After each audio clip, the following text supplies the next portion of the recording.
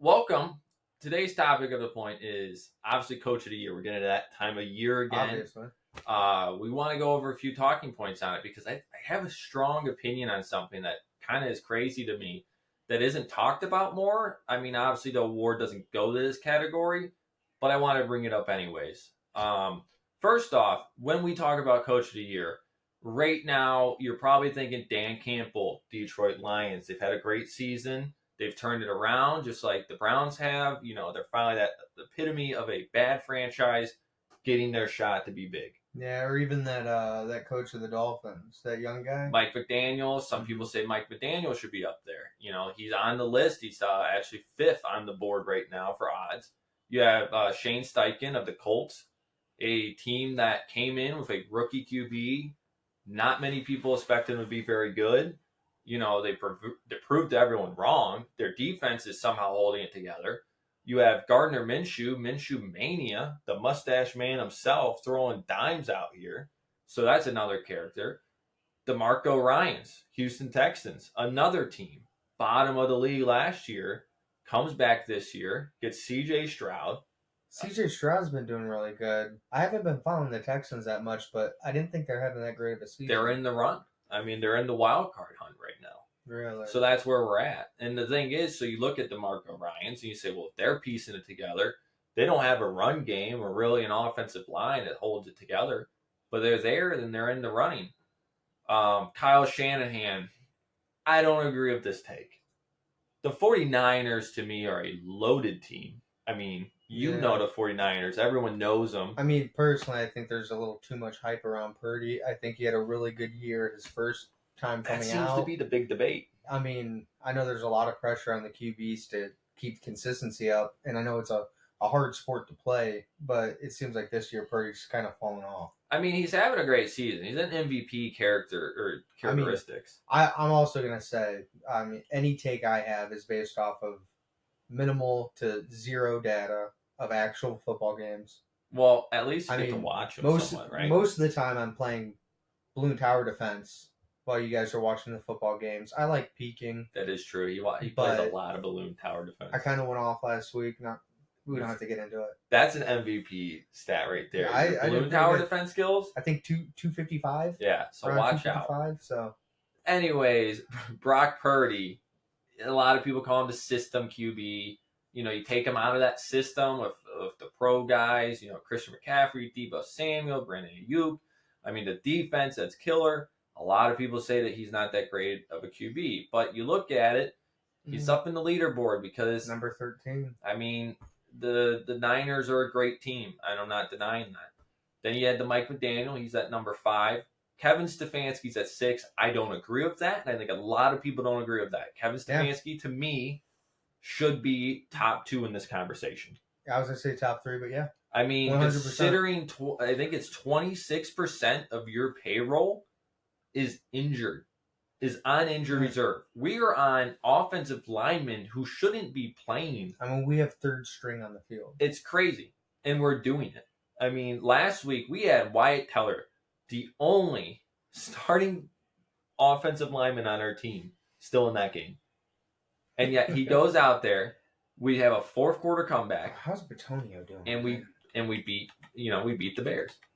Stefanski should be higher up on this list. I think I've seen lots of videos this week talking about that, and I hope that the hype keeps up around it because honestly, Stefanski deserves it. I mean, you take that team that has so many injuries, and I think between him and Shane Steichen, I think the Colts are in the same boat. You know, Jonathan Taylor was injured. He's had battled a few things. You know, he loses his rookie QB who looked amazing. They pulled it together. I think those two should be battling out 1-2. And then I think DeMarco Ryans would be number 3. But this is where I wanted to make this video for. Yeah, and fun fact, there's also a commune in Italy named Batonio. I didn't know that one. Well, now we all know. Now we all know. Fun fact of the day. I think that's where he's going to retire. So my interesting take on this is if we're talking about coaching, right, and who has led the turnaround of something. Let's take, for example, if it was possible, Jim Schwartz could possibly, to me, be a coach of the year candidate. Because you look at it, and I'll pull up my stats here. In 2022 to the 2023 season, we all know the Browns defense was bad. It was really bad, right? Nothing to brag about. We were giving up 331 yards a game. I mean, the Browns isn't even on the list. You're looking at the playoff bracket. 2020. You got to click the regular season. We Yeah. were giving up 135 rushing yards per game. We were giving up almost 200 passing yards per game. A QBR of 85.2. That wasn't bad. Our passing wasn't terrible last year. Sacks, we only had 34. And third down percentage was 39.5. And possession per game was at 28.44. We had a pretty bad defensive unit. I mean, you watched those games last year. What's that stat over there? 28 to 44 injuries? That is time of possession for defense. What is the 22.4? That's probably points per game, I'm assuming. Scroll up. Yeah, points per game was 22.4. Of what they were letting through. Yeah. So last year was arguably, I mean, you watched the defense last year. It wasn't a great defense to watch. It wasn't a great year. Now, the stat line that is crazy to me, now we're not fully through the season. 261 yards per game. If I do my math pretty quickly in my head, that's over 60 yards a game improvement. That's a huge number. It's kind of outstanding. I mean, we've been leading the league all year long. It's crazy. I don't know about the first couple weeks, but we're still just rolling the numbers out then. I mean, our rushing per game down to 102, 33-yard difference. 4.1 average per rush attempt, down from 4.7. Passing, which this is a crazy stat, in a passing-focused league, 158 yards a game. Yeah, that honestly is crazy to me. QBR is down to 72.9.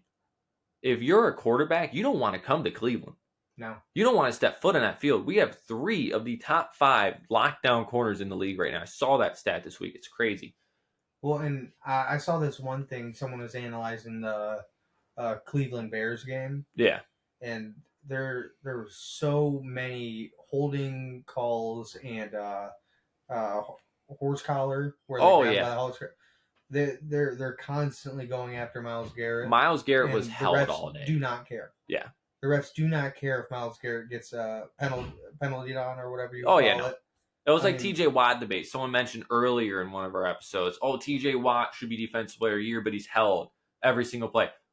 Congratulations. Now Myles Garrett's the same way. Right, yeah. I mean, he's openly called it out. He's so much of a threat, the refs have to give the other team a hand. Hey, he's called it out. He got fined for it because he said, why am I not being flagged? Why are they not being flagged for this? This is ridiculous. How many yards would we have gained from all those flags? And I was watching some commentators online, and they were all talking the same thing. They said, Myles Garrett is still in conversation for Defensive Player of the Year because if you take away the holding, he probably would still be leading the league in sacks, but no one could stop him. 100%.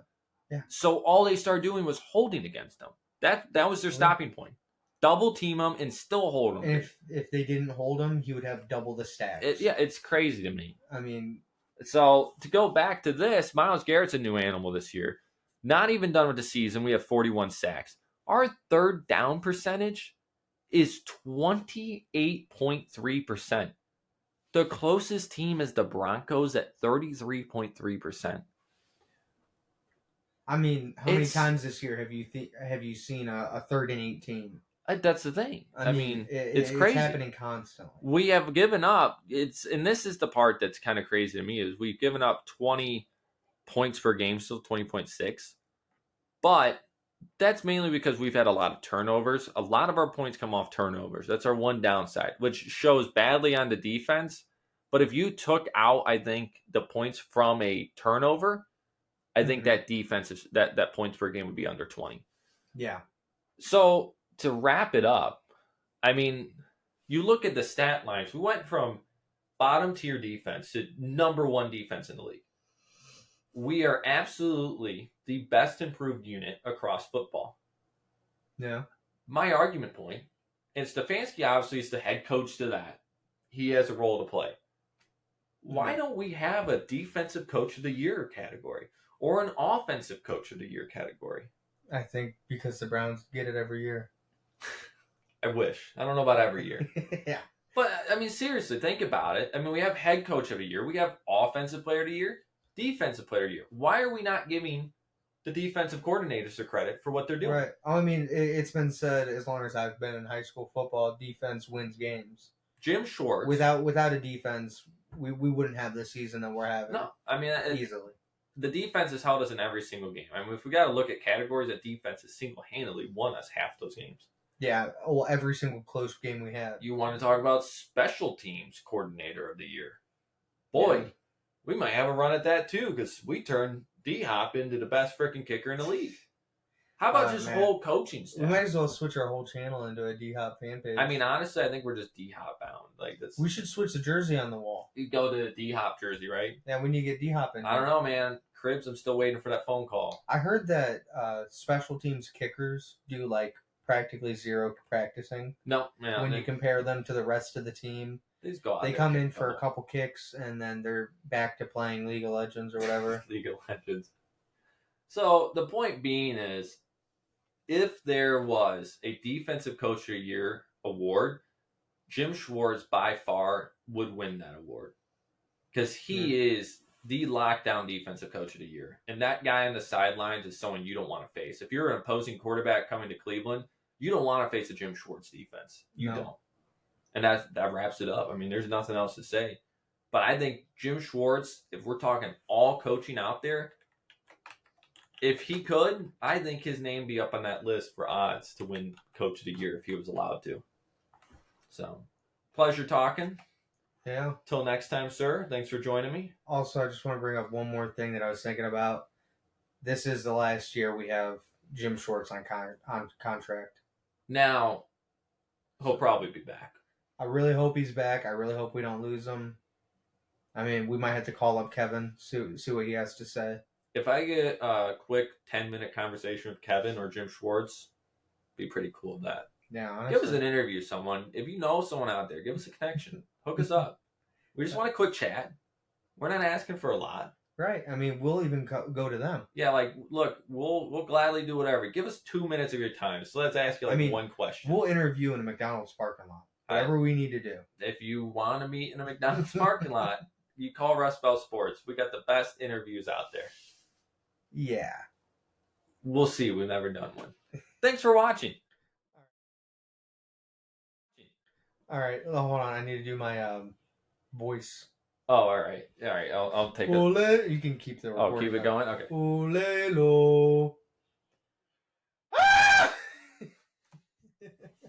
Oh, boy. All right. Well, welcome back. Welcome back.